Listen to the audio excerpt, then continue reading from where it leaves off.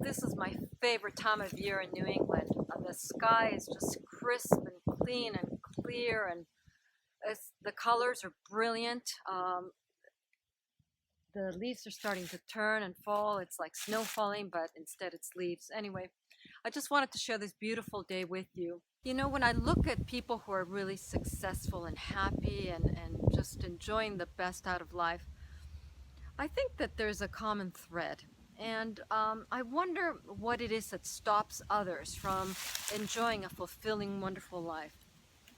And I think that part of it is fear.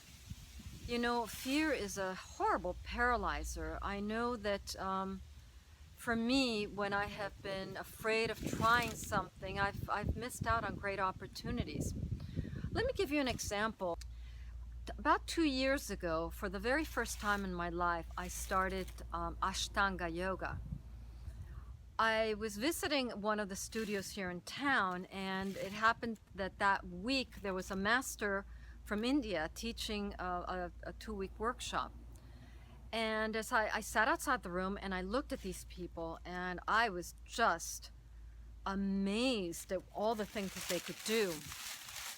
The way they folded their bodies and, you know, their legs behind their necks and back bends and all kinds of things. And the more I watched, the more I kept telling myself, I can't do that. That's for professionals. And then I realized what was happening.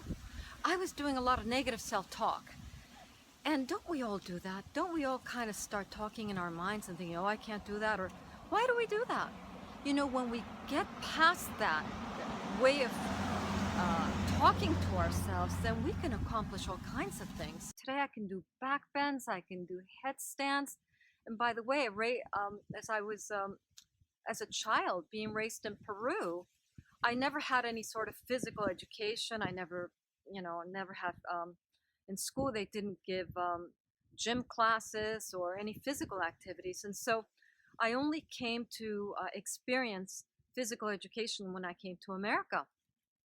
And certainly yoga was not something that I had experienced or done until a couple of years ago.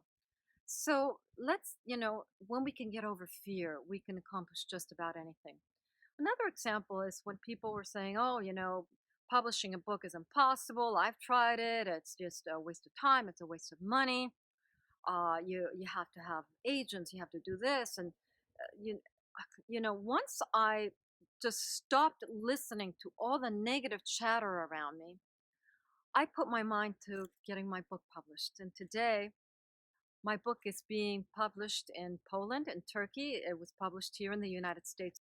And who knows who it will help. The point is, I wrote it with all my heart and all my love, hoping that someone out there will benefit from it. So that's another thing we need to remind ourselves is just stop listening to others, to those voices outside of us. The most important voice that we can listen to is our inner voice. And that brings me to a third point that I would like to focus on, and how important it is to spend time on our own.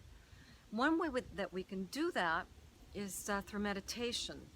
When we quiet our minds, close our eyes, and just drown out all the chatter and all the voice and the noise out there, then we can finally listen to our inner selves, to that little voice inside us that tells us who we really are.